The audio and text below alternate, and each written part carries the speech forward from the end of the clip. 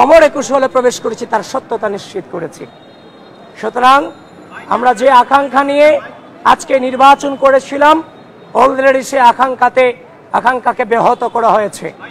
আমি আমার ভোটাধিকার প্রয়োগ করেছি মাত্রই, কিন্তু পরিস্থিতি আমার কাছে কোনো সুবিধাজনক মনে হচ্ছে না। গণতন্ত্র, মানবাধিকার এবং মানুষের বাক স্বাধীনতাকে হরণ করার নতুন খেলা এবং অপচেষ্টা চলমান চলছে চারদিকে। আমি এই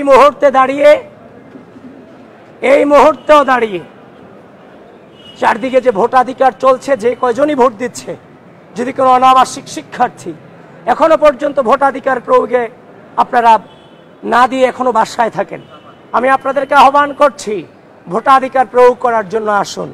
কিন্তু যে অনাকাঙ্ক্ষিত ঘটনাগুলো চারদিকে ঘটছে, নির্বাচন কমিশন এবং বিশ্ববিদ্যালয় প্রশাসন এগুলোর বিরুদ্ধে এখনো পর্যন্ত ব্যবস্থা নিতে সম্পূর্ণভাবে ব্যর্থতার পরিচয় দিয়েছে।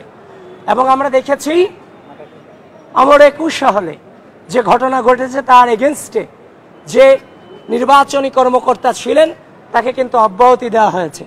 এবং আপনি দেখেছেন সকাল থেকে আমাকে টার্গেট করে মিস ইনফরমেশন, ডিসইনফরমেশন ছড়িয়েছে। এবং খুব দুঃখ লাগে যে মেইনস্ট্রিম মিডিয়াগুলো পর্যন্ত আজকে, আপনারা সাংবাদিক যারা আছেন, আপনারা তো একটা জিনিসের তথ্য যাচাই করার দায়িত্ব আপনাদের। আপনারা বলেছেন আমি নাকি আচরণবিধি লঙ্ঘন করে কেন্দ্রে প্রবেশ করেছি। 2025-এর যে ডাকসুর গঠনতন্ত্র আছে সেখানে স্পষ্টত লেখা আছে প্রার্থী এবং পোলিং এজেন্ট এরা তার কেন্দ্র পরিদর্শনে তার অ্যাক্সেস থাকবে, সে এখানে প্রবেশাধিকার পাবে, সে সেখানে প্রবেশ করতে পারবে, তদারকি করতে পারবে। কিন্তু সেখানে দেখলাম সকাল থেকে আমার বিরুদ্ধে গুজব রটানো হয়েছে এবং শেষ পর্যন্ত দেখলাম নির্বাচনী কারচুপির অভিযোগ আমি পেয়েছি। এখন আমি আবারও যাচ্ছি, দেখি রোকেয়া হল, আরও বিভিন্ন হলে কিছু কারচুপির অভিযোগ আমরা স্পষ্টত পাচ্ছি। এবং আমরা মেইনস্ট্রিম মিডিয়াগুলোতে নিউজ দেখেছি শিবিরের বিরুদ্ধে প্রশাসন কারচুপির প্রমাণ পেয়েছে। নয়াদিগন্তে আমি এইমাত্র দেখলাম। সুতরাং আপনারা এগুলোকে যাচাই বাছাই করেন।